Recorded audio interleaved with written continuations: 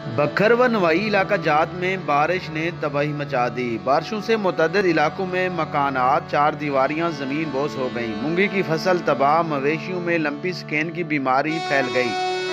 दरियाए सिंध में पानी की सतह मजीद बुलंद होने लगी। कलूर कोट के मकाम पर दरियाए सिंध ने कटाव शुरू कर दिया।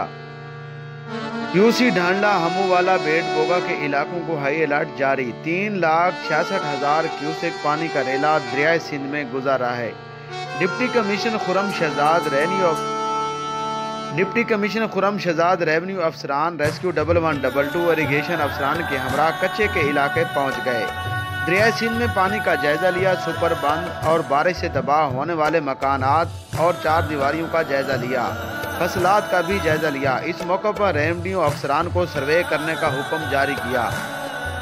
डिप्टी कमिश्नर बखर खुरम शहजाद के हमरा मोहम्मद नसरुल्लाह चदरड़, एडिशनल डिप्टी कमिश्नर रेवेन्यू और सआदत नवाज खान तहसीलदार, नायब तहसीलदार मलिक जमशेद गुलजार, रेस्क्यू 1122 के इंचार्ज मोहम्मद अब्दुल्ला खान, इरिगेशन अफसरान, एक्सियन SDO व पटवारी व दीगर एहलकार व अफसरान भी डिप्टी कमिश्नर बखर के हमरा थे। इस मौके पर डिप्टी कमिश्नर बखर खुरम शहजाद ने फौरी तौर पर इलाके में सर्वे कराने का हुक्म जारी किया।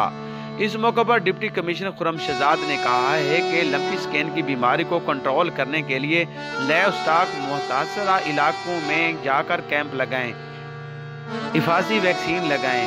इस मौके पर डिप्टी कमिश्नर बखर खुरम शहजाद का कहना था कि सैलाब का अभी तक कोई खतरा नहीं, ताहम टीमें हाई अलर्ट हैं। ताहम इलाके का सर्वे भी कराया जा चुका है। सिर्फ 3 यूनियन काउंसिलों में सपर बंद नहीं, सपर बंद की तमीर व मुरम्मत का काम भी जारी है।